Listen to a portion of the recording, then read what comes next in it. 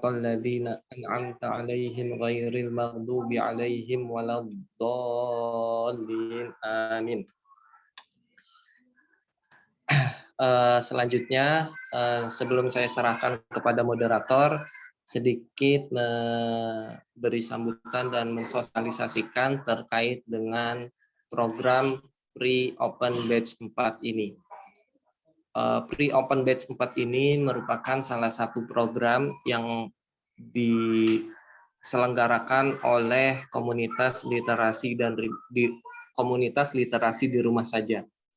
Nah, program ini adalah sebagai sarana menuju batch 4 ya, yang insya Allah nanti akan diselenggarakan di bulan September. Ya, jadi komunitas literasi di rumah saja sudah mengadakan 3 kali batch program ya, dan insya Allah akan ada batch yang keempat. Nah, pada pre-open batch 4 ini kami komunitas literasi di rumah saja memberi fasilitas kepada atau kesempatan kepada teman-teman yang ingin menjadi pemantik diskusi. Jadi buku yang dibaca oleh teman-teman itu didiskusikan oleh kita semua ya, setelah direview oleh pemantik ya. Nah, kemudian setelah direview ya, ditulis, dibuat PPT-nya, baru didiskusikan. Hal ini menunjang atau memberi kesempatan kepada kita untuk lebih kuat daya literasinya.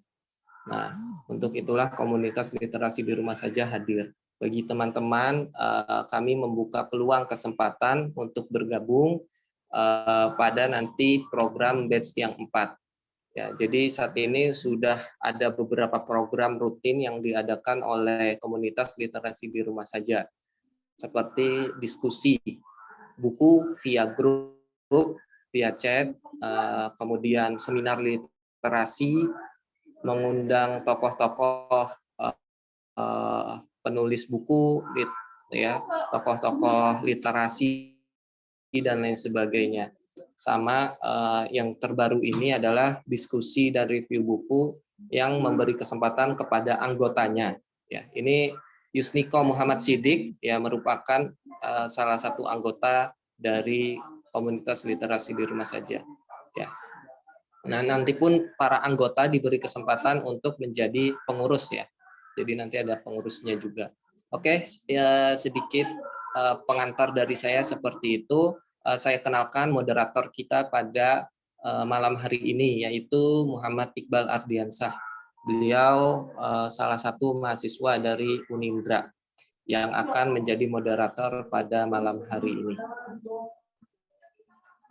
Kepada moderator langsung saja saya persilahkan untuk memimpin ya acara kita untuk memandu acara kita pada malam hari ini. Assalamualaikum, Iqbal. Waalaikumsalam warahmatullahi wabarakatuh. Terdengar suara saya? Ya, alhamdulillah terdengar. Baik. Alhamdulillah. Sebelumnya terima kasih kepada Abdul Rofi Hamas. Ini Anas sebagai temannya beliau yang diamanakan untuk menjadi moderator. Baik, bismillahirrahmanirrahim. Assalamualaikum warahmatullahi wabarakatuh. Alhamdulillah, nahmaduhu wa nasta'inu wa nastaghfiruh wa na'udzubillahi min shururi anfusina wa min sayyiati a'malina may yahdihillahu fala mudilla lahu wa may yudlil fala hadiya lahu. Asyhadu an la ilaha illallah wa asyhadu anna Muhammadar Rasulullah. Allahumma shalli ala Muhammad wa ala ali Muhammad. Alhamdulillah, puji serta syukur atas kehadirat Allah Subhanahu wa taala yang telah memberikan curahan nikmat kasih sayang, nikmat iman, nikmat sehat sehingga kita bisa berkumpul silaturahim dalam acara hari ini, yaitu acara diskusi dan review buku kebijaksanaan orang-orang dengan tema kebijaksanaan orang-orang gila, yaitu pre-order batch keempat. Alhamdulillah teman-teman, atas izin Allah Anda diamanahkan sebagai moderator yang beberapa waktu ke depan akan menemani Mas Yusniko Muhammad Siddiq selaku pemateri pemantik pada malam hari ini. Harapannya teman-teman di sini memperhatikan betul nanti setiap rangkaian acara yang ada. Insya Allah akan ada ilmu yang bermanfaat. Baik, sebelum untuk memulai pada acara selanjutnya, saya akan membacakan beberapa CV dari pemateri kita ini, yaitu dengan nama Yusniko Muhammad Siddiq. Beliau merupakan supervisor Rumah Sosial Kutub area Jakarta Barat. Lalu mahasiswa STIU Al-Hikmah Jakarta.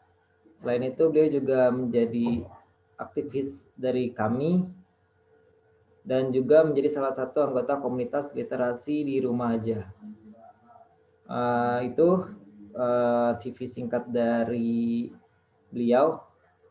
Langsung saja tanpa waktu berlama, teman-teman kalau misalkan ingin mencatat apa yang ingin dicatat, tafadhol disiapkan buku dan penanya. Insya Allah ada ilmu yang bermanfaat. Tafadhol kita tes suara dulu. Mas Yusniko Muhammad Siddiq. Yup. Assalamualaikum warahmatullahi wabarakatuh. Waalaikumsalam warahmatullahi wabarakatuh. Gimana kabarnya? Alhamdulillah khair. Alhamdulillah. Pertama kali ini kita tatap muka. Oh iya, virtual lagi. Kalau dadakan juga. Ya virtual. Taib. Tafadhol untuk waktu dan tempat dipersilakan untuk Mas Yusniko. Oke, sebentar ya. Nih, saya lupa belum nutup pintu. Taib. Baik, diingatkan lagi kepada teman-teman, tafadhol ayo di persiapan bismillah gearnya. Oke. Baik, tafadhol. Mohon izin informasinya. Suara saya jelas atau tidak? Alhamdulillah jelas. Jelas. Oke, siap ya. Bismillah. Assalamualaikum warahmatullahi wabarakatuh. Waalaikumsalam warahmatullahi wabarakatuh. Ya, innal hamdalillah nahmaduhu wa nasta'inuhu wa nastaghfiruh wa na'udzu billahi min syururi anfusina wa min sayyiati a'malina may yahdihillahu fala mudhillalah wa may yudhlilhu fala hadiyalah. Syahadatu lillahi wa rasulihi wa ala alihi wasallam. Rabbis shrah li sadri wa yassir li amri wahlul 'uqdatam min lisani yafqahu qawli. Baik, mungkin mohon izin ya, tadi mohon maaf tadi saya telat masuk karena habis rapat ya, karena kan ini juga masih di kantor. Jadi telat joinnya. Tadi udah izin sih sama Mas Hamas ya. Sorry ya bro. izin telat. Oke bro, santai. Orang sibuk emang gitu. Udahlah. Saking produktifnya itu. Ya betul tuh. Jadi pertama mungkin sebelumnya izin memperkenalkan diri, saya Yusniko Muhammad Siddiq ya, masih pelajar, masih mahasiswa ya, belum lulus, lagi nyusun skripsi ya, semoga tahun ini lulus saja. Seperti itu ya. Baru siang tadi ya. Oh iya. Sidang. Harus ya. Alhamdulillah. Coba nyusul. Dan nextnya Hamas. Oke. Bisa dipanggil dengan nama Niko atau Yusniko ya, atau ya bisa Niko, bisa Yusniko, bisa Siddiq, tapi lebih biasa dipanggilnya Niko seperti itu. Masih mahasiswa ya, mungkin sekarang juga nyambi ya, sebelumnya juga udah pernah kuliah di Unindra. Jadi double kuliahnya dulu pas semester 1 di Unindra itu ngambilnya pagi sampai siang jurusan MTK, terus malamnya ngambil di STIU. Gitu. Nggak taunya nabrak kerja ya. Jadi yang di Unindranya out lepas itu jadinya. Ya jadi nggak double lagi. Terus ya mungkin bagaimana selanjutnya dari Mas Iqbal? Mungkin dari sayanya yang share screen ya. Saya aja mungkin. Sebentar. Oke. Share screen. Udah jadi cewek. Saya aja yang share. apa yang share screen deh. Ah, biar gak kagok. Oke. Oke deh. Ya, Ini udah mulai acara nih berarti nih, langsung. iya. Oke. Baik, sebelumnya mohon izin ya kepada audiens, saya izin menampilkan materinya. Baik, mohon izin, sudah muncul? Apakah sudah muncul? Sudah ya? Sudah. Baik, oke. Nah, sebelumnya mohon izin nih ya teman-teman. Jadi berikut adalah buku yang akan dibahas ya pada malam hari ini, yaitu adalah buku Kebijakan Orang-orang Gila atau bahasa Arabnya Uqala Al-Majanin gitu. Jadi ini buku ini fenomenal. Kenapa? Karena di buku ini ternyata mengandung tidak hanya hikmah kita tentang apa ya, tentang kehidupan, tetapi juga hikmah bagaimana untuk kita diri sendiri kita gitu. Bahwasanya kita ternyata kecil, kita nggak ada apa-apanya gitu. Ini menyangkut dari sisi kehidupan ataupun dari sisi filsafat ataupun dari sisi yang lainnya ataupun dari adab dan sebagainya. Ini buku tentang cerita-cerita. Jadi kalau di review sebetulnya juga bingung ya. Bukan bingung, jadi sedikit. Ini yang akan direview, yang akan dibahas paling cuman hanya 5 slide atau 4 slide gitu. Tapi insya Allah di review kali ini nanti akan dijabarkan secara meluas terkait buku ini. Seperti itu.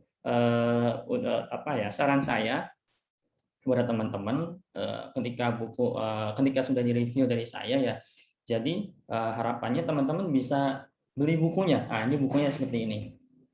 Nah, ini dia bukunya. Ini yang versi Indonesianya, yang versi Arabnya ternyata susah nyarinya. Pas itu saya pernah nyari di Maktabah Buyung ya, pokoknya di perpustakaan Buyung, nyari Uqala Al-Majani ternyata susahnya minta ampun. Sekalinya ada mahal gitu. Itu bisa sampai 500-600 ribu yang versi Arabnya. Ternyata yang versi Indonesianya lebih murah, cuma 85 ribu. Seperti itu. Nah, jadi teman-teman bisa beli bukunya, ada di mana? Di Allshop ada, mau di Shopee maupun di Bukalapak ataupun di Tokped ada bukunya. Dan insya Allah ketika teman-teman baca buku ini ya semoga bisa diambil hikmahnya seperti itu. Baik, mohon izin saya lanjutkan. Nah, berikut adalah biografi dari sang penulis ya, yaitu adalah Abdul Qasim An-Naisaburi. Terkait biografi beliau, ini bukan sangat ya, jadi kayak mencarinya agak sulit. Saya mencari ini tidak hanya di Chrome, tapi juga lewat DuckDuckGo, kemudian Baidu, dan susah ternyata hanya segini doang.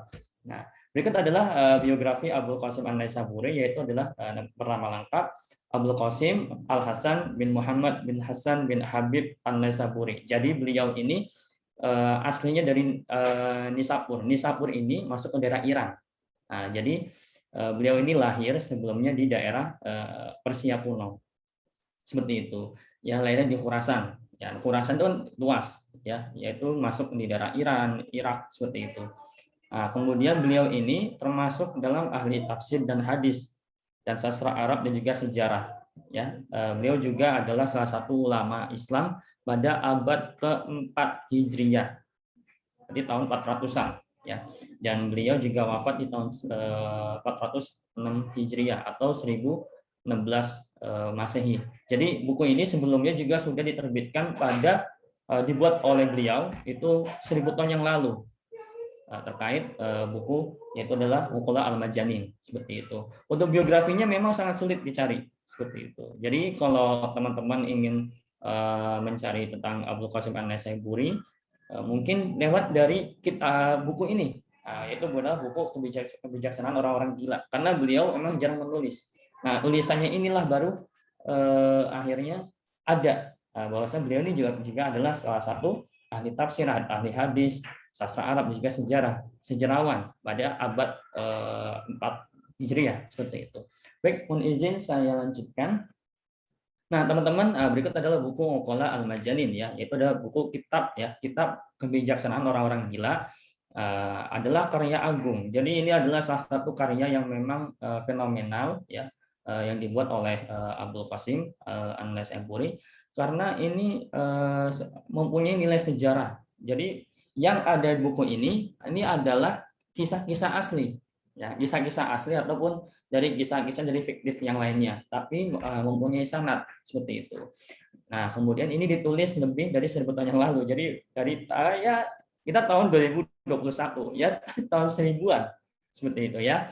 Nah, penulisnya adalah Abul Qasim An-Naisaburi. Nah, beliau juga adalah ahli tafsir dan hadis, sejarawan sekaligus sastrawan. Karena beliau juga kalau apa ya, syair Arabi. Nah, jadi teman-teman kalau yang udah belajar syair Arabi, nah beliau ada syair Arabinya. Saya lupa ya, ada syair Arabinya itu. Ada kalau yang teman-teman belajar mahfuzot ya, mahfuzotnya udah sampai yang Baidah Bahithah gitu ya, itu udah ada yang dari syairnya siapa? Abul Qasim An-Naisaburi. Nah, kemudian beliau juga salah satu semua tokoh yang diberitahukan dalam kitab Muqalla Al-Majanin ini adalah tokoh fiktif. Jadi nggak semuanya nyata, tapi juga ada beberapa yang fiktif. Contohnya adalah Majnun ataupun yang lainnya ya. Nah, terus ini kisah nyata tentang orang-orang yang dianggap gila. Nah, jadi yang dianggap gila yang di sini bukan maksudnya adalah gila benar-benar gila ya, tapi yang dimana gilanya itu di luar kapasitas otak kita gitu. Jadi kayak gimana ya? Kalau teman-teman melihat, kalau yang kita menilai sekarang itu gila itu seperti excellent, kayak luar biasa seperti itu. Jadi kita pun nggak bisa sampai kepikiran kayak gitu loh. Nah, ini yang disebutkan salah satunya adalah dari Uwais Al-Qarni, Qais si Majnun, Sa'dun ya, kemudian Buhlul, Salmuna Siwan Al-Gila dan juga lain-lainnya. Nah, berikutnya adalah terkait buku ini juga. Jadi yang mereka yang dijelaskan di sini adalah mereka ini mengatakan orang-orang gila biasa. Jadi bukan gila beneran ya yang sedeng gitu ya, yang masuk RSJ itu bukan. Tapi emang gila dari otak itu yang luar biasa isinya ya. Jadi mempunyai ilmu yang ternyata nggak cuman ya, kalau kita melihatnya nggak cuman jago MTK saja atau jago ya agama saja, tapi segala hal, dan itu di luar nalar kita seperti itu. Mereka adalah sosok yang cerdas, jenius, memiliki akal yang tajam, penuh dengan kata-kata hikmah.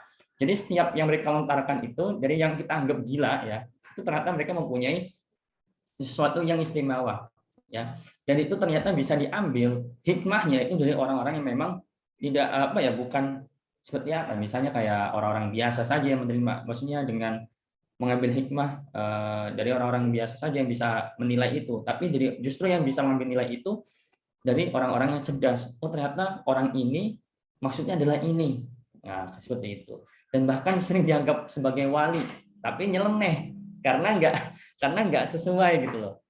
Entah itu dia berkata bijak, pintar, kemudian pakaiannya comprang-campring ataupun dan sebagainya ya, ataupun gila, dia suka ngomong sendiri atau monolog gitu, teriak-teriak. Nah, itu seperti itu. Dan di sini ternyata di buku Muqalla Al-Majanin ini ya menyediakan, ternyata menyajikan 500 kisah-kisah yang luasnya penuh, yang maksudnya luasnya penuh pesan ini maksudnya adalah dari setiap kisahnya ini pasti ada pesannya. Seperti itu. Ada pesan yang memang untuk kita, entah itu dari ilmu kehidupan kita atau untuk diri kita dan juga sebagainya. Buku yang 400 tahun lebih tua dari Kisah 1001 Malam ini juga ditulis dengan sangat hati-hati. Nah, berdasarkan metode periwayatan yang ketat layaknya hadis. Nah, jadi beliau ini Abul Qasim An-Naisaburi ini membuat kitab ini nggak main-main bahasanya gitu. Karena apa? Karena tujuan dari Abul Qasim An-Naisaburi ini membuat buku ini tidak hanya setelah saya baca semuanya ya, ini ternyata beliau ini nggak cuma ingin membuat merangkum sebuah cerita, namun ingin memberikan sebuah pembelajaran untuk orang-orang selanjutnya, gitu. Jadi kisah itu ya seperti ini yang benar kisah gitu loh, dan ini bisa diambil pesan-pesannya seperti itu. Dan ini pesan-pesan ini tidak hanya untuk duniawi saja, tapi juga untuk ukhrawi seperti itu. Nah, tidak heran jika buku ini telah menjadi rujukan kisah-kisah sufi yang selama ini beredar seperti itu. Dan ini dari kitab ini kita akan mendapatkan pesan-pesan inspiratif ya, yang jenaka sekaligus nasihat-nasihat moral yang dapat meningkatkan kecintaan kepada Allah. Nah, seperti itu. Karena beliau ini kan tidak hanya sejarawan, tidak hanya sastrawan, tapi juga ahli tafsir. Seperti itu. Dan buku ini mengingatkan kita bahwa hikmah itu bisa didapat dari manapun. Ya, entah kita melihat orang dapat permen, ya kita bisa ambil hikmah, ataupun orang lagi motong apa ya, misalnya lagi motong wortel ya, lagi mau masak, kena pisau, itu bisa diambil hikmah seperti itu. Bahkan dari orang yang dianggap gila sekalipun seperti itu. Kadang yang kita melihat dari orang-orang gila itu bisanya contohnya ya mereka teriak-teriak, ya penampilan bodoh amat, ternyata mereka juga santai-santai aja, bahkan kalau dibilang umur malah panjangan orang gila ya, seperti itu. Lebih sehat orang gila daripada orang yang normal. Ya, seperti itu. Jadi kita bisa mengambil hikmah yang tidak hanya dari sesuatu yang kita lihat tuh bagus ya, ataupun ya misalnya yang kita lihat sebagai positif itu ya. Ya misalnya keberhasilan orang, kemudian juga sesuatu yang indah, namun dari sesuatu yang jelek dan bahkan bisa dianggap menjijikan, itu bisa jadi hikmahnya. Seperti itu. Contoh kita mengambil ini langsung ke praktik di kehidupan kita ya. Contoh misalnya kita kentut ya, bahasa gitu ya. Orang kan pasti jijik dengan kentut. Ya kan ya? Jijik dengan kentut. Padahal kita tuh sebetulnya bisa mengambil hikmah. Coba gue nggak kentut. Itu perut bisa segede apa? Ya kan? Bisa ngembungnya segede apa? Orang sakit berharap bisa kentut. Ya, seperti itu supaya dianggap sehat, ya kan? Kemudian orang yang ususnya yang apa ya, misalnya ada gangguan di ususnya, entah itu kena kanker atau bagaimana, itu mereka berharapkan kentut. Ternyata yang kita anggap selama ini menjijikan, ternyata bisa diambil hikmahnya seperti itu. Nah, selanjutnya adalah masuk ke ini, yaitu dan hipotesis yang diajukan adalah, jadi yang hipotesis dari sini bahwa mereka sebenarnya tidak gila. Nah, yang dimaksud dari kebijaksanaan orang-orang gila ini sebetulnya yang diceritakan di sini itu tidak gila, ya. Tetapi mereka melakukan perilaku yang menyimpang dari kebiasaan umum. Nah, maksudnya gimana? Ya orang mah jalan di trotoar mah santai aja. Nah, ini tiba-tiba nih jingkrak-jingkrak gitu ya, ataupun lari nggak jelas, atau teriak-teriak. Ya, seperti itu contohnya. Kemudian bersair, ya seperti itulah contohnya ya. Sebab tengah menjalani suatu laku keutamaan untuk mencapai suatu tujuan tertinggi. Nah, ini bahasa filsafat nih sebetulnya. Jadi mereka jadi mereka melakukan sesuatu yang tidak umum ya, atau orang umum lah bahasa gitu ya. Kalau anak-anak UKS bilangnya orang umum gitu ya. Nah, ini yang dimaksud adalah mereka melakukan sesuatu yang tidak umum, tetapi untuk mencapai sesuatu keutamaan ya, yang tujuannya itu tinggi banget gitu ya. Seperti itu. Jadi ini memang dari sini ini adalah salah satu masuk ke ilmu tasawuf. Nah, jadi buku-buku ini juga kisah-kisahnya juga masuk ke salah satu tasawuf. Nah, ada kisah Majnun, Qais. Nah, Qais ini sebetulnya salah satu kisah yang memang tidak hanya tidak hanya kita belajar tentang syair cinta ataupun sebagainya, bagaimana dia bisa setia gitu ya. Tapi di situ mengandung sebuah pelajaran bahwasannya ya sebetulnya Qais itu mengadunya ke siapa? Nah, yaitu ke Allah. Menjadikan Allah itu adalah satu-satunya, dan itu masuk ke pelajaran tasawuf. Makanya kalau ada pelajaran terkait akidah, itu kan mesti ada stratanya ya, dalam pembelajaran itu ya. Makanya kalau di pesantren itu yang mondoknya 6 tahun mesti belajar akidah al-imanu billah itu sampai 3 tahun. Nah, baru 3 tahun selanjutnya yaitu baru al-imanu bil malaikah sampai al-imanu bil qadar wa takdir, itu baru digabung jadi 3 tahun. Seperti itu. Karena di sini yang dimaksud ini adalah dari al-imanu billah ini ternyata ya kan ada yang rububiyah, kemudian uluhiyah, kemudian asma wa sifat gitu ya.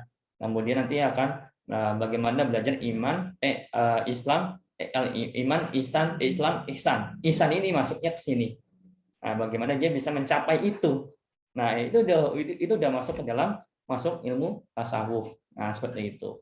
Nah, baru di sini ada namanya selanjutnya di gambar sebelah kanan. Adapun hasil dari penelitian ini adalah bahwa apa yang dianggapkan oleh masyarakat adalah keliru. Ya, sesuatu yang berbeda dari perilaku yang dianggap sebagai orang-orang gila gitu ya. Mereka yang menganggap yang dianggap oleh masyarakatnya sebagai orang gila ternyata memiliki alasan tersendiri mengapa ia berperilaku di luar kebiasaan umum. Bahkan jawaban-jawaban yang coba oleh mereka itu cenderung bernuansa filsafat yang mendalam.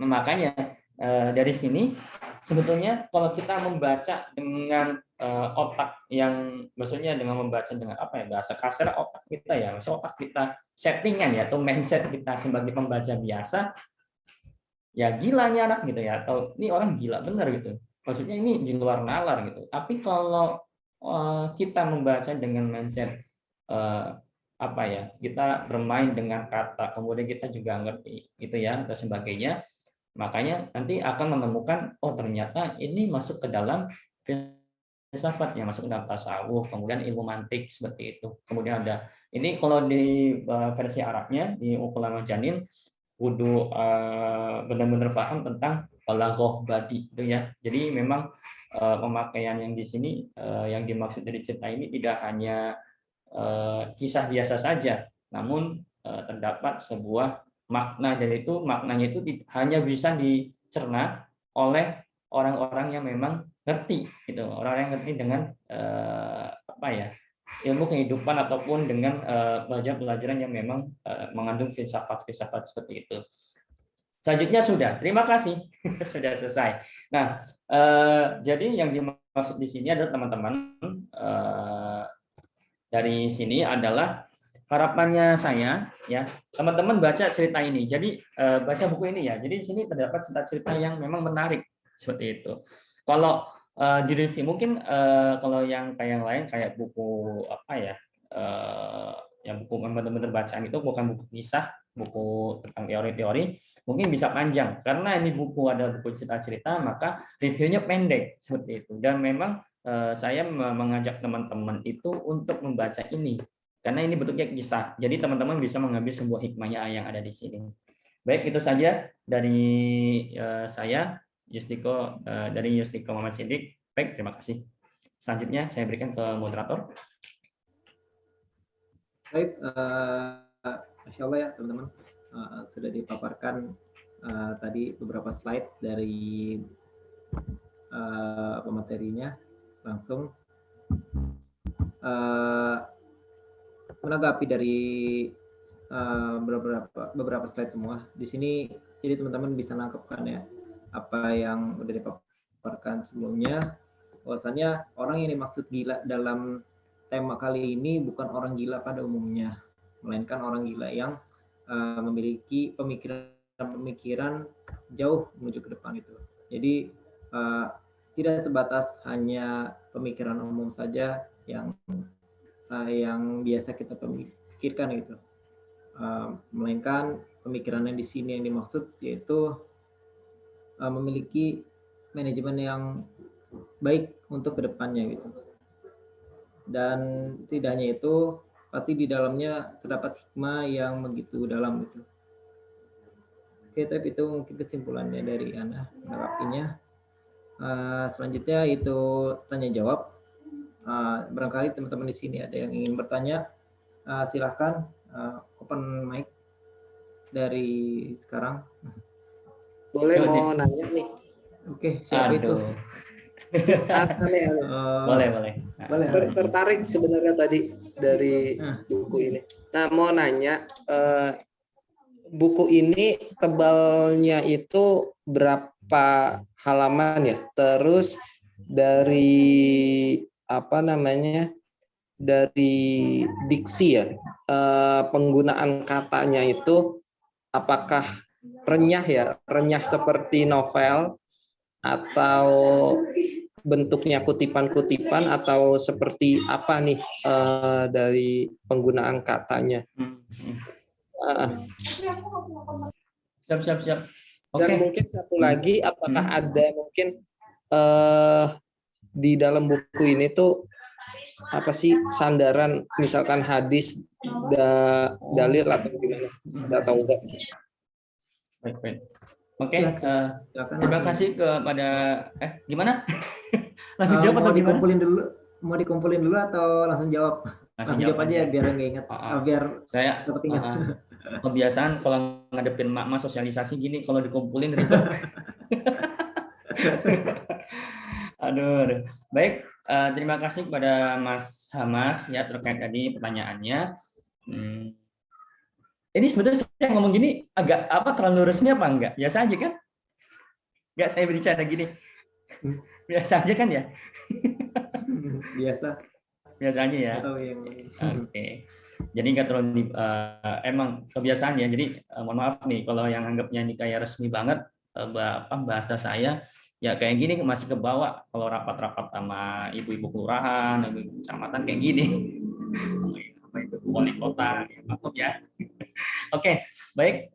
Yang tadi pertanyaannya adalah yang pertama, ini berapa halaman ya buku Fuqaha al-Majanin? Nah, kalau yang versi Indonesianya, karena ini juga ada kata pengantar ya, ini halamannya ada 447 halaman.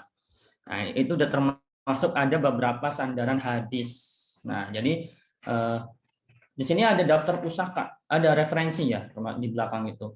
Ini banyak referensinya dari buku-buku ini. Seperti itu. Jadi tidak hanya maksudnya membuat kisah saja, tapi memang ada referensinya dari ya. Yang paling banyak itu bahkan dari Tarikhul Adab Al-Arabi, karena memang ini termasuk dalam sejarah Islam ya, sejarah yang masuk ke dalam sastra Islam. Ya, kemudian ada Ad-Diwan, ini masuknya dalam juga Diwan Imam Syafi'i. Nah, jadi kalau teman-teman apa ya belajar apa sih namanya ya mahfuzat ya bahasa. Kalau anak pesantren bilang mahfuzat.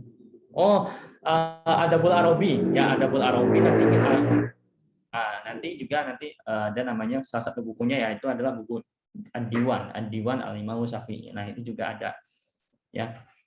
Nah, terus apakah di dalamnya ada Quran dan juga ada ayat Quran dan juga hadis? Iya.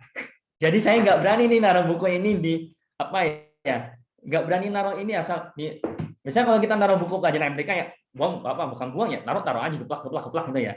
Nah, ini enggak, saya naruhnya bahkan cium dulu baru apa namanya baru naruh, karena ini termasuk pertama kan kitab agung ya dari salah satu karya sastrawan Islam ya, sastrawan Muslim yang memang ini luar biasa karyanya. Terus yang kedua juga ada ayat Qur'annya juga gitu. Jadi nggak asal kalau naruh nggak asal lempar gitu.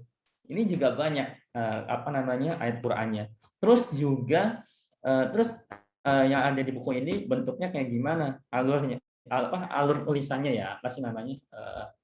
Gimana ya bahasanya? Kalau bahasa Indonesia tuh bilangnya bacanya kayak gimana. Nah, ini bentuknya per sub. Jadi misalnya Majnun, Qais si Majnun. Nah, nanti dikasih tahu ini Qais ini siapa. Kemudian udah cukup, baru nanti menggambar per kisah gitu. Seperti itu. Dan memang ada, apalagi Qais ya, yang emang bucin nih, wah syair-syair cintanya banyak sini. Ya, tapi dia tetap ya menyambungnya mesti ada Allah-Allahnya seperti itu. Seperti itu, Mas Hamas, apakah sudah jelas dari jawaban saya terhadap pertanyaan Anda? Lagi nelpon beliau. Iya, lagi nelpon. Oke.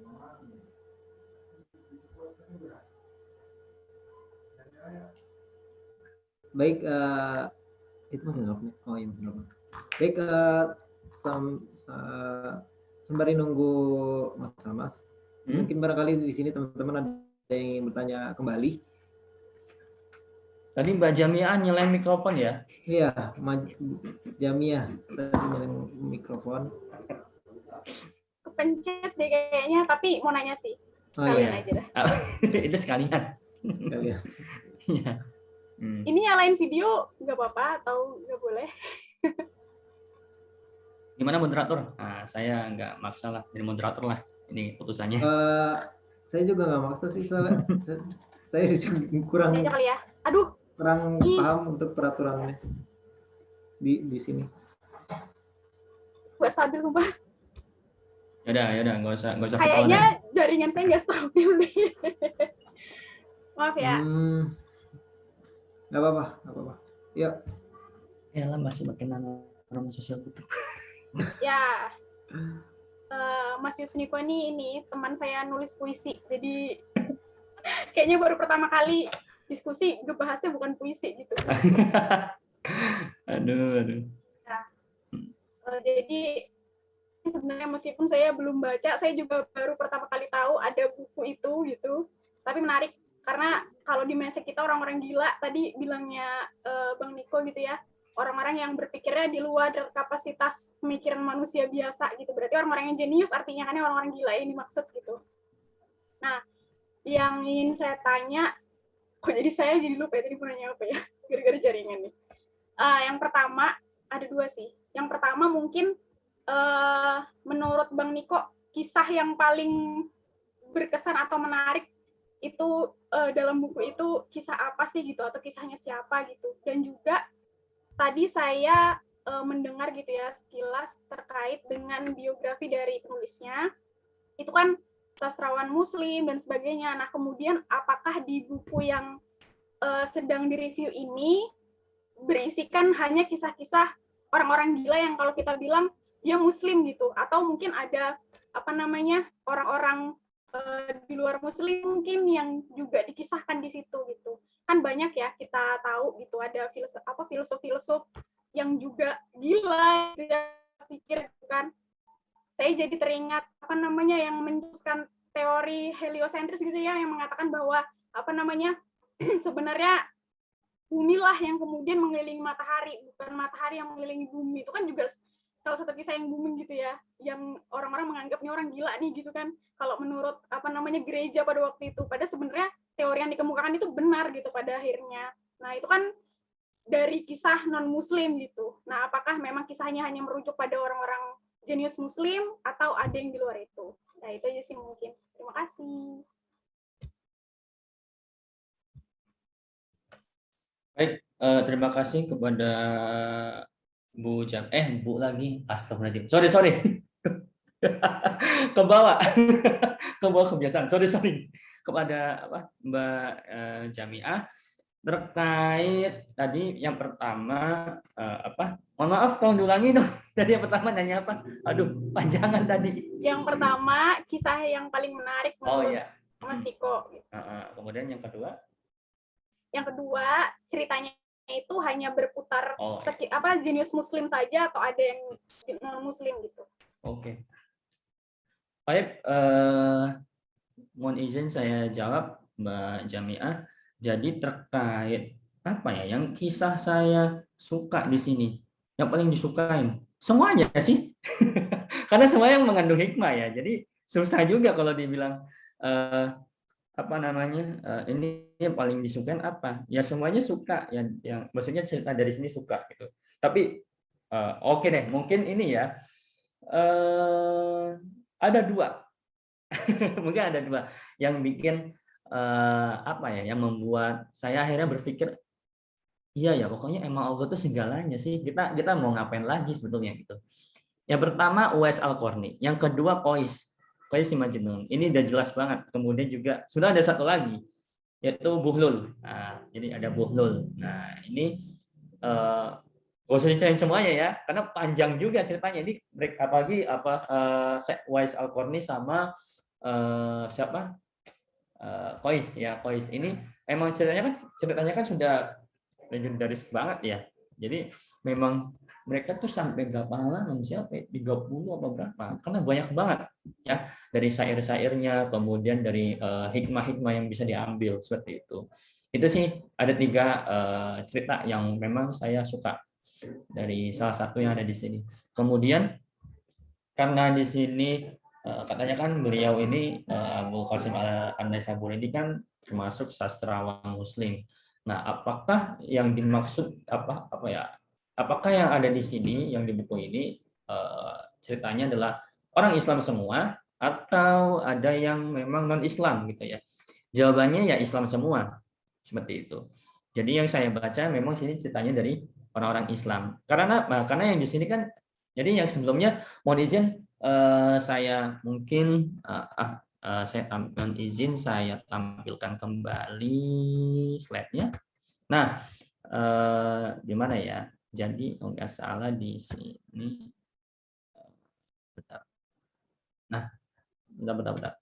Nah, jadi gini. Nah, di poin yang kedua ya teman-teman bisa menyaksikan, selain menyajikan 500 kisah-kisah yang luasnya penuh pesan. Nah, buku ini ternyata yang di bold ini ya, yang di warna merah ini ditulis dengan sangat hati-hati berdasarkan metode periwayatan yang ketat layaknya hadis. Nah, jadi teman-teman yang ada di sini memang semuanya Islam. Kisahnya orang-orang Islam semua yang dianggap sebagai orang gila gitu ya, atau di luar nalar manusia. Atau al-asyik itu kayak orang yang memang gila, benar-benar gila akan cinta ataupun sesuatu yang memang dia agungkan gitu ya. Itu bahasa bukan tafdil ya. Jadi kayak sesuatu yang memang diagung-agungkan gitu loh. Nah, ini metode periwayatannya jadi kisah-kisah yang di sini semuanya sesuai dengan layaknya hadis periwayatannya. Jadi jelas gitu. Jadi nggak asal nemu bikin kisah gitu, enggak gitu. Nah, tapi juga ada periwayatannya. Nah, makanya kalau ditanya ini isinya ada yang non Islam nggak ada gitu. Semuanya Islam semua yang ada di sini. Karena kalau kita lihat di sini daftar isinya tuh ya isinya orang-orang Islam semua. Uwais Al-Qarni, kemudian Abu Atha, Abul Hasan, kemudian Hayyan, kemudian ada Umru, kemudian ada Habanaqah, ada Jasas, Rihana, Aisyah, Hayuna, Samunah ya. Kemudian ada orang-orang yang tidak dikenal tapi mereka termasuk adalah orang yang masuk ke dalam tauhid. Jadi masuk ke agama tauhid ya sama sebelum Islam ya seperti itu. Kemudian juga ada seperti ya yang lainnya juga banyak seperti itu.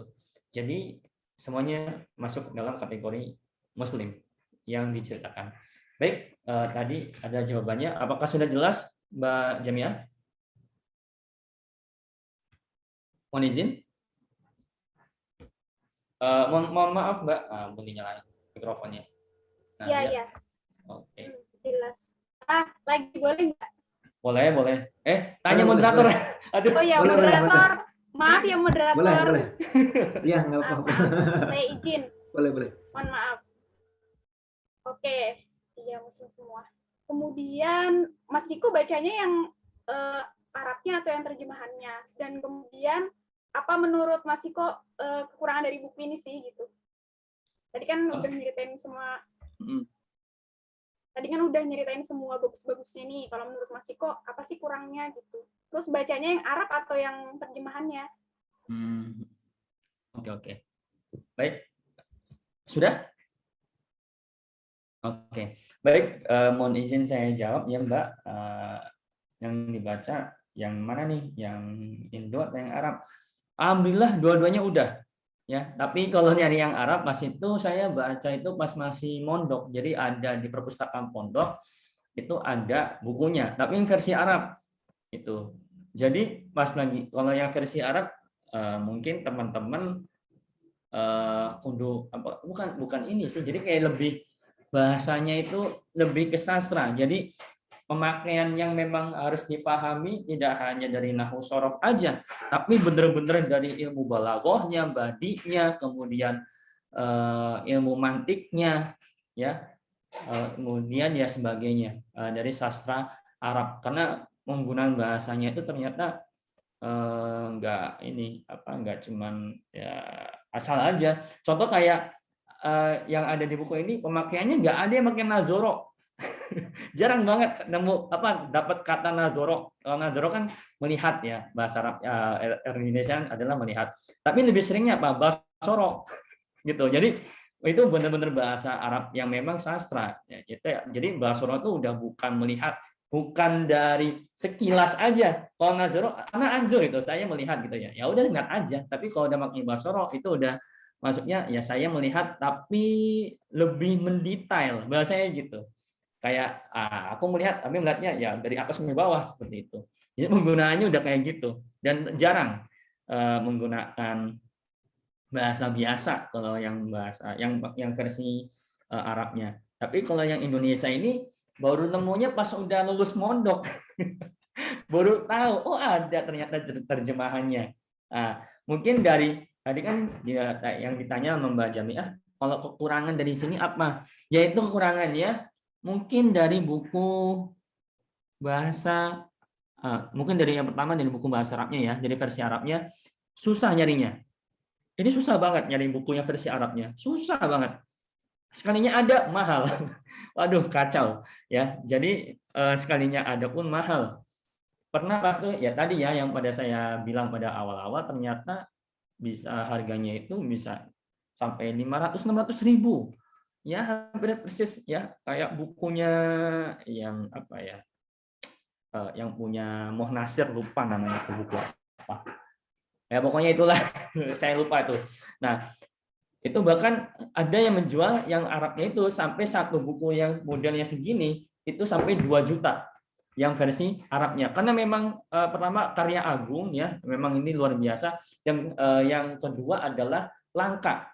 Bahkan yang saya sudah baca di sini itu ada terjemahan yang memang kayaknya agak keliru gitu dari yang versi Arabnya, bukan keliru, kurang ya, bahasanya kurang serk lah bahasa kita gitu ya, seperti itu. Kemudian yang Indonesia, alhamdulillah sih ini banyak ya, sudah banyak diedarkan ya, bisa beli di all-shop ya, atau yang ada yang kenal Mas Hamdi, itu bisa pesen ke Mas Hamdi, kalau nggak ke Mbak Anis kayak gitu ya. Nah, tapi salah satu kekurangannya buku ini kurang tenar, itu sayangnya. Dan juga dari buku ini jarang dijadikan sebagai rujukan yang bahasa Indonesianya ini, untuk misalnya diceritakan kepada ya kepada yang lainnya ya. Jadi memang jarang banget. Nah, saya juga baru tahu buku ini, maksudnya yang versi Indonesianya pas baru keluar pesantren. Baru tahu ini ada buku, ada terjemahannya kayak gitu. Selama ini mas saya anggapnya wah ini mah versi Arab doang ini gitu, karena memang bahasanya sulit gitu. Maksudnya diterjemahin juga kayaknya ribet banget gitu. Ya ternyata ada seperti itu. Ya mungkin itu sih dari jawaban dari pertanyaannya Mbak Jamiah. Apakah jawabannya sudah tepat, Mbak Jamiah? Mohon izin konfirmasinya. Siap-siap. Insya Allah cukup. Oke, baik. Bersilakan Mas Iqbal. Baik, Masya Allah tadi jawabannya udah lengkap, Insya Allah terjawab ya Mbak Jamiah. Oke, baik, ada yang ingin bertanya kembali untuk saya mau tanya lainnya? Oh iya, untuk Lutfi Listio Wahyu, dipersilahkan. Saya mau tanya, nama saya Lutfi dan mau bertanya, tadi kan juga menyinggung soal ihsan ya. Orang-orang gila itu yang dianggap gila, bisa jadi mereka yang sudah mencapai derajat ihsan itu. Dan pertanyaan saya itu, apakah indikasi dalam buku itu, apakah indikasi orang-orang ihsan yang ada di buku itu, kesamaan yang mereka punya dalam konteks ihsan itu? Oke, siap. Bagaimana Mas? Apakah cukup? Apa Mas ada lagi? Cukup itu dulu. Oke. Izin Mas Lutfi ya. Saya ulangi, saya ulangi. Apakah ada nilai ihsan? Maksudnya ihsannya itu kayak gimana gitu ya, Mas ya? Benar nggak Mas? Ya bisa, dan kesamaan antara ihsan satu orang gila dengan orang yang lain diceritakan dalam buku itu, kesamaannya itu. Oke. Tingkat keihsanan itu. Oke. Baik. Mohon izin ya Mas Lutfi, saya jawab. Oke. Yang dimaksud ihsan ini kan sebetulnya kalau bahasa global ya, bukan bahasa global ya, jadi kayak bahasa apa ya yang ada di buku akidah itu, bahasa dasarnya itu sholatlah kalian seakan-akan melihat Allah ya. Kalau kalian nggak melihat Allah ya seakan-akan Allah melihat kalian aja, deket gitu. Nah, berarti kan tandanya kan memang udah lost gitu ya. Langsung udahlah semuanya urusan sama Allah dah gitu. Gue mah apaan lah gitu. Bahasanya gitu kan, itu udah tingkat tinggi kalau udah ngomongin ihsan. Nah, jadi yang dimaksudnya di sini kebijaksanaan orang-orang gila yang di sini bukan gila beneran ya, tapi gila emang dia masuk ke dalam takaran jenius gitu yang ada di buku ini. Jadi bukan gila emang benar-benar gila gara-gara stres atau gara-gara apa ya, ya gangguan mental, itu bukan. Tapi emang benar-benar gilanya itu karena melebihi dari apa yang dia lakukan itu di atas nalar kita. Nah, salah satu contohnya itu dari sini ya, yaitu mungkin bentar, saya mengutip di sini adalah nah ini salah satunya nih dari syairnya siapa? Nah, ini syairnya dari si Kois. Nah, ini salah satunya adalah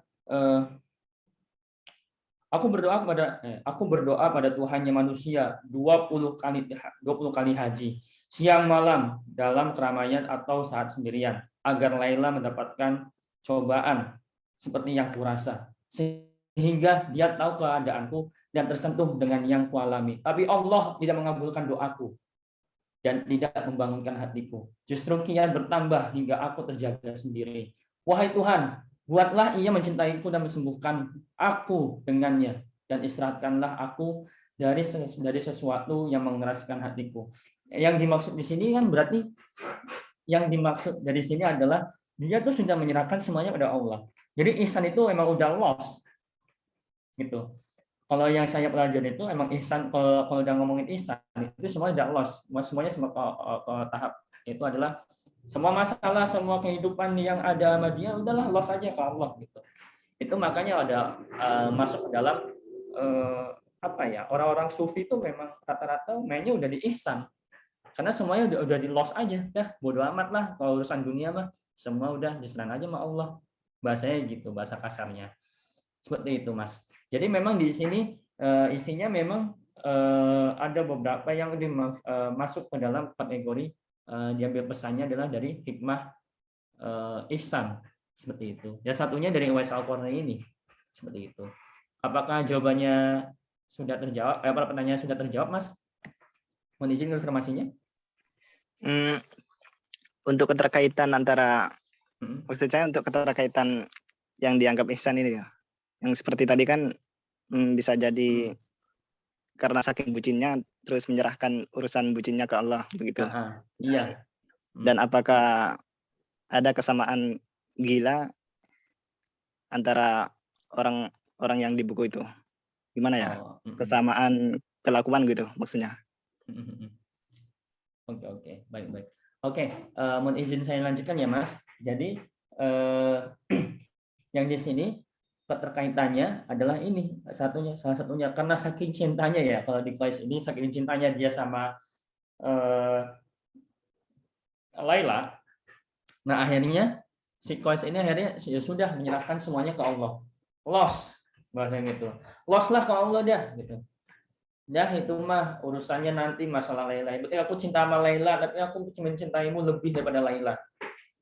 Gitu. Seperti tadi. Maka tadi kan pada awalnya itu kan beberapa syair dari Kois itu maksudnya si Kois ini mesti tentang ibadah atau tentang sesuatu yang diagungkan dari perilaku yang memang yang disukai nama Allah. Kemudian baru disopotkan dengan Laila. Kemudian ke Allah lagi, kemudian ke Laila lagi, kemudian ke Allah lagi. Gitu. Jadi kayak tek seret, nah langsung ke atas. Yaitu loss. Seperti itu. Dan itu salah satu keterkaitannya yang ada di ihsan. Memang di ihsan ini salah satunya adalah ya semuanya loss aja ke Allah gitu. Semuanya urusan semua itu loss ke Allah gitu. Dan Uwais Al-Qarni itu juga sama seperti itu. Gue bantu emak gue lah bahasanya gitu ya. Sampai ngegendong ya buat naik haji gitu kan. Itu ya udah tuh urusannya ya udah loss aja, loss, mau dia tersiksa atau bagaimana ya udah urusannya sama Allah dah, lanjut bodo amat, mau badan sakit, mau badan memar atau bagaimana, loss aja gitu. Bahkan kalau kita bayangin jalan kaki dari rumahnya sampai ke Mekah tuh jauh banget ya, kita aja jalan kaki dari rumah ke warung aja ribet gitu ya, udah lemes-lemesan, ini gendong emaknya dari rumahnya yang jauh dia sampai ke Mekah gitu, dan itu di padang pasir ya. Itu kalau nggak kaki gosong atau bagaimana atau memar atau ya beledeh, apa sih bahasa itu, bahasa Jawa ya, apa bahasa Indonesianya ya, kayak kalau melepuh gitu ya. Nah itu bisa itu luar biasa loh. Dan ternyata dia los aja tuh. Udah ini niat baik ini udah gua los aja ke Allah gitu. Bahasa kita gitu. Seperti itu udah maksudnya ihsan. Nah, seperti itu Mas. Bagaimana Mas?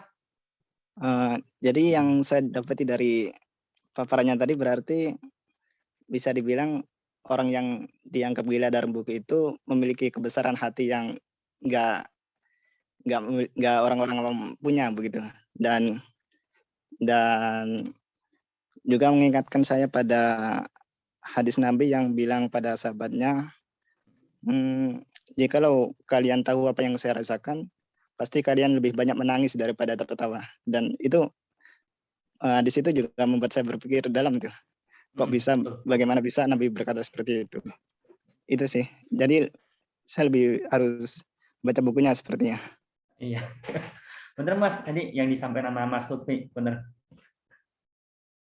Oke Mas, apakah pertanyaannya sudah terjawab Mas? Mohon izin konfirmasinya. Sudah. Alhamdulillah. Baik, terima kasih Mas Lutfi. Baik moderator, silakan. Oke, Taib.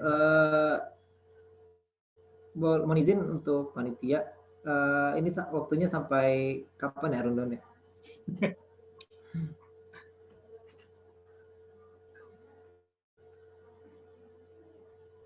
Untuk waktunya, apa masih cukup untuk pertanyaan? Mas, silakan kalau di Suaranya. Mohon izin Mas Abdur. Suaranya. Mas Abdur. Dur. Tadi ente ngomong per gitu loh. Jadi enggak bagus dari Gikaya nih. Oh, baik. Mungkin ada satu lagi pertanyaan dari teman-teman. Dipersilakan. Nurul Hashmi. Tadi udah buka mic, mungkin ingin bertanya.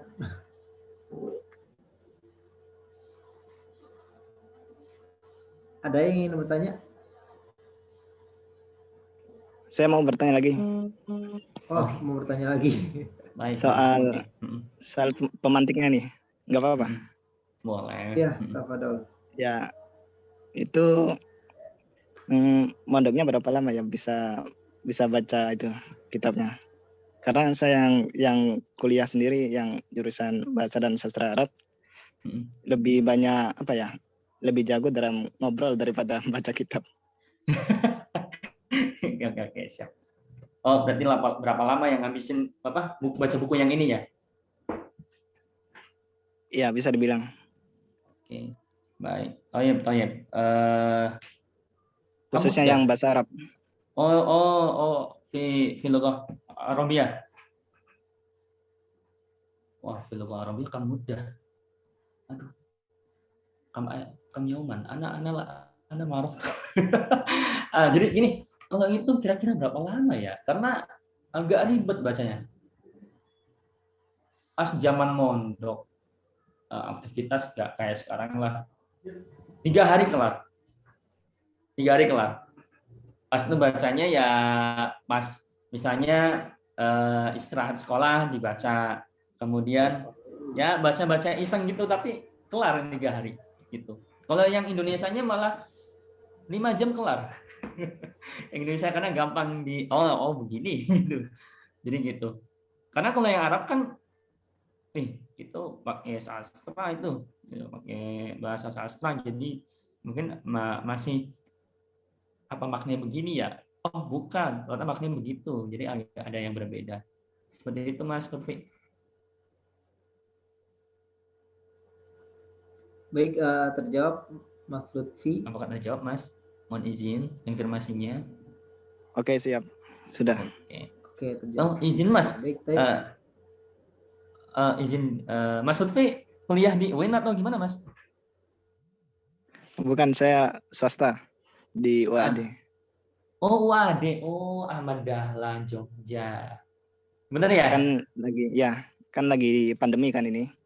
Terus lebih daripada baca yang bahasa Arab, lebih jago yang ngobrol malah, yang ngobrol bahasa Arab. Karena Karena ada apa ya? Sekarang kan zamannya teknologi udah canggih kan, buat ngobrol juga banyak orang-orang Arab yang mau dijak ngobrol juga. Jadi ya juga nambah relasi, tapi baca-baca kitabnya yang malah kurang di. Oh alah. Nah, oh, UAD saya sering lewat kalau saya pulang kampung. Di Jogja, Mas. Ya sering main aja di daerah Jogja gitu. Baik, dipersilakan moderator. Baik, mungkin tadi itu dari Mas Lutfi Tristio Wahyu itu ada pertanyaan terakhir. Lanjut ke acara selanjutnya, itu closing statement dari pemantik Tafadol. Aduh. Closing statement. Sebenarnya kalau masalah closing statement, aku kayak ngerasa orang bijak banget ya, nyimpulin semuanya. Aduh.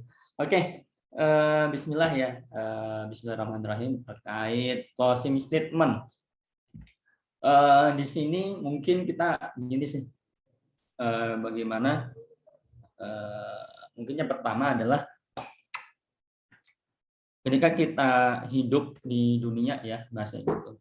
Yang saya pelajari di sini adalah kita tuh nggak gampang ngejudge gitu.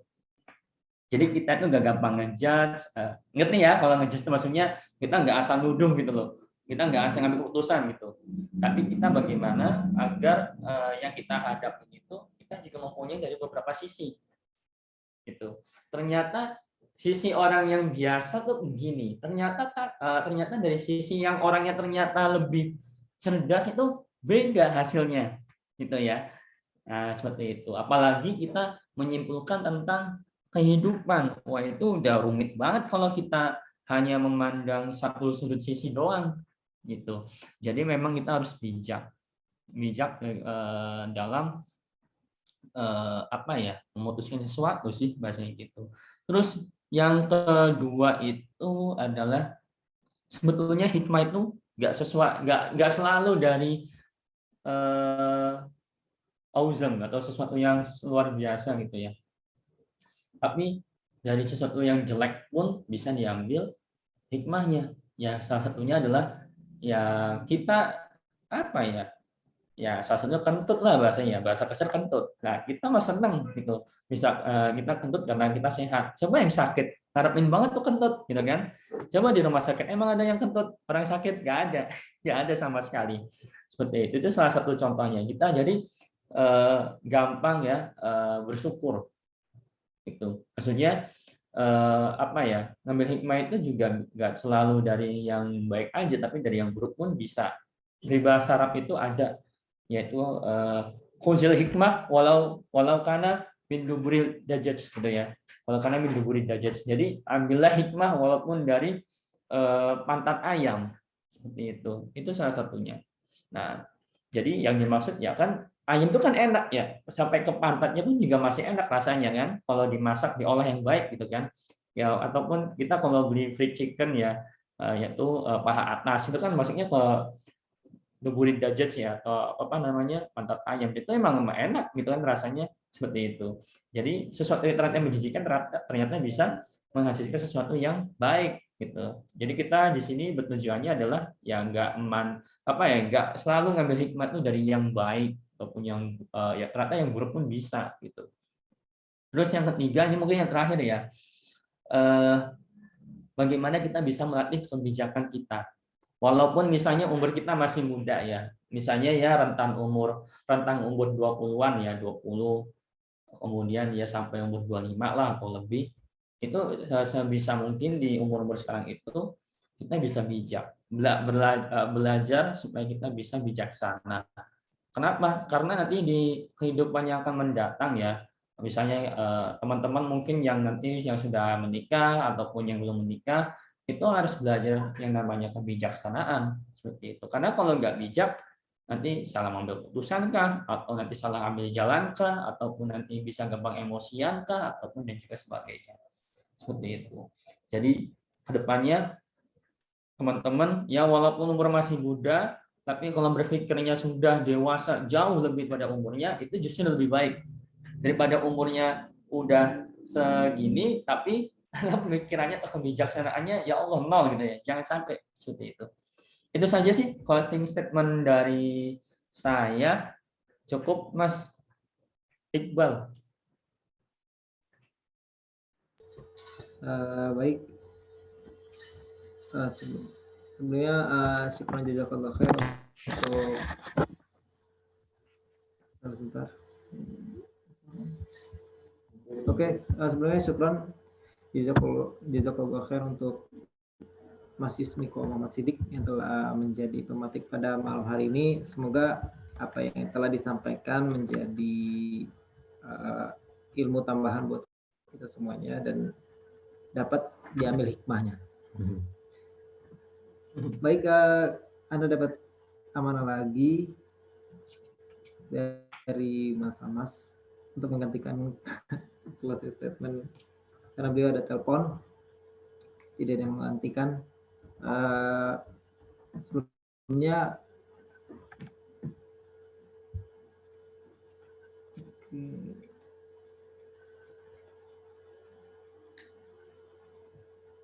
oke, baik.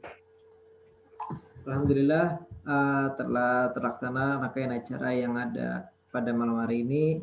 Harapannya bisa menjadi berkah untuk kita semuanya dan bisa mengambil hikmah di dalam semuanya yang telah disampaikan. Untuk menutup acara pada malam hari ini akan ditutup doa dipimpin oleh Anda sendiri. Sebelumnya kita istighfar terlebih dahulu. Astagfirullahaladzim, astagfirullahaladzim, astagfirullahaladzim. A'udzubillahi minasyaitonirrajim. Bismillahirrahmanirrahim. Alhamdulillahirabbil alamin. Hamdan syakirin, hamdan naimin, hamdan yu'afi ni'amahu wa yukafi'u mazidah. Ya Rabbana lakal hamdu kama yanbaghi li jalali wajhikal karim wa li azimi sultanik. Allahumma shalli ala Muhammad wa ala ali Muhammad. Allahumma innaka ta'lamu anna hazil qulub qad ijtamat ala mahabbatik wa taqat ala ta'atik wa tawahadat ala da'watik wa tawahadat ala nusrati syariatik wa wasikillahumma rabitataha wa dimuddaha wa dihasabulaha wa mla'aha binurikal ladzi la yakhfu wa ishrah suduraha bi faidil imani bik wa jamilit tawakkuli alaik wa ahina bi marifatik wa min sala syahadati fi sabilik innaka ni'mal maula wa ni'man nasir. Allahumma amin. Sallallahu ala Muhammad wa ala alihi wa sahbihi wasallam.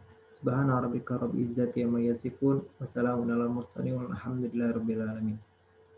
Baik, syukran jazakallah khair untuk pemateri.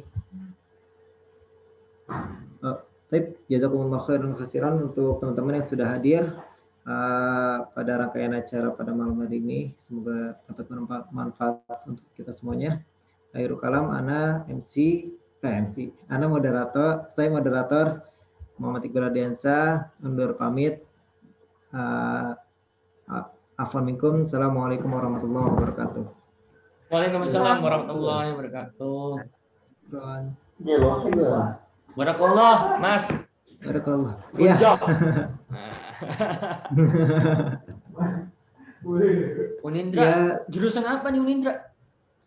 Alhamdulillah jurusan arsitek. Oh, arsitek. Iya. Saya teman MTK tahun berapa? Di sana, Mas. MTK tahun berapa? Oh, pas masuk itu sana ya?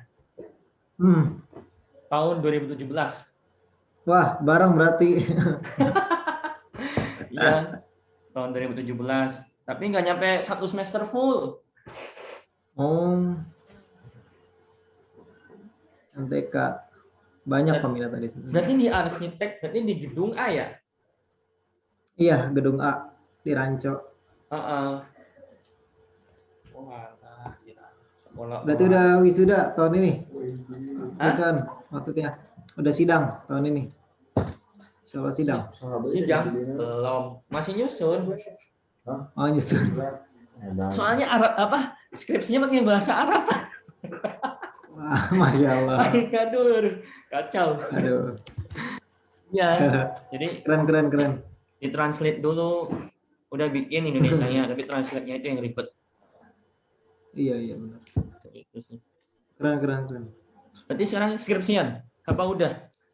Udah tadi siang sidang. Wih, mantap. Gila. Nah, emang mahasiswa sejati nih. Nggak ada ngaret-ngaret Mahasiswa. sidang. Lanjut pokoknya. Nyusul Mas Hamas oleh kan dia tahun lalu ya. Kalau SNIU mah rata-rata, kalau yang adik mah emang rata-rata ngaret sih. Kalau yang cowok ya, yang cowok rata-rata ngaret. Karena nyambi. Lagi udah ada jabatan. Aduh, karena nyambi gawe gitu. Aduh kacau. Iya. Terakhir ke Al-Hikmah itu tahun 2019 sih. Iya. Terakhir ke Al-Hikmah. Iya. Jadi LDK Kamil main ke sana. Oh, ke SNIDI ya? SNIDI bukan? Apa? Ke SNIDI ya? SNIDI Al-Hikmah ya? Sedia Al-Hikmah. Bukan SNIU kan? SNIU mah cewek semua. Iya, studi benar. Bener. Ini zamannya Hamas ya? Zamannya Hamas kan ya? Yang ketua BEM? Iya, zamannya Hamas jadi ketua BEM. Saya masih aktif di kami tuh. Tim sesnya Hamas. Dulu mah sampai debat tuh di itu apa pas ini nih menangin Hamas. Kacau. Debatnya seru sampai mau berantem gitu kan. Orang saya mau masuk aja dicekal, nggak boleh masuk. Aduh. Dulu di Kamil belum ada sih yang nyampe berantem gitu. Iya, kalau di Unidra, kamu masuk kami bukan? Apa? Kamu anak kami bukan? Kamil namanya. Kalau kamu anak LDK ya, bukan anak kami ya? LDK. Iya, LDK. LDK. Karena di kami di Unindra kurang tahu ya, maksudnya tapi di birokrasinya sih nggak ada. Emang nggak ada. Cuman yang diakuin emang cuman LDK Kamil doang sih. Karena memang mungkin di eksternal ada. Emang di Unindra itu kendalanya kalau apa ya? Kayaknya soalnya lebih banyak anak HMI ya. Iya, benar. Ya kan? Iya. Benar. Teman saya yang di Unindra rata-rata anak HMI. Iya. Yang anak kami akhwat semua di sana. Bingung. Oh, kurang tahu sih.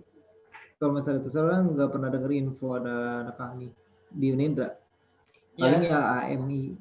Ya masuknya ke ini mana kampus lain, ke komisariat lain. Jadi bukan. Jadi Unindra itu nggak ada komsat kaminya nggak ada. Tapi anggota kaminya ada. Ada.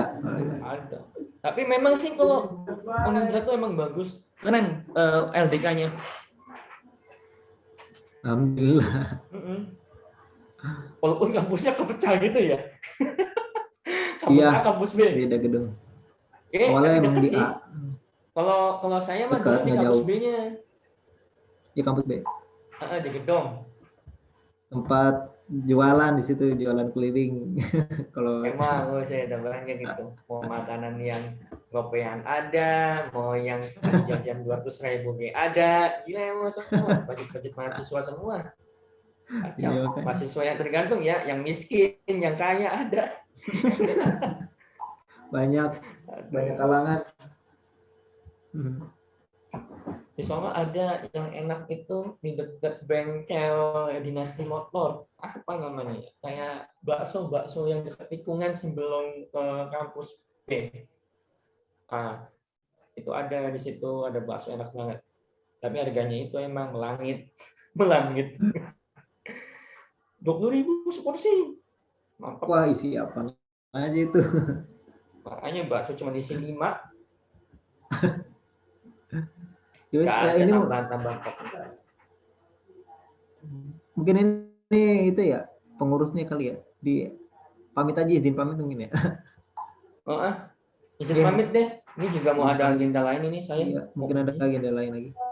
Iya. Ya, syukran jazakallah. Jazakallah khairan untuk teman-teman. Mohon izin ya teman-teman. Mohon izin. Assalamualaikum. Salam, saya Liv ya.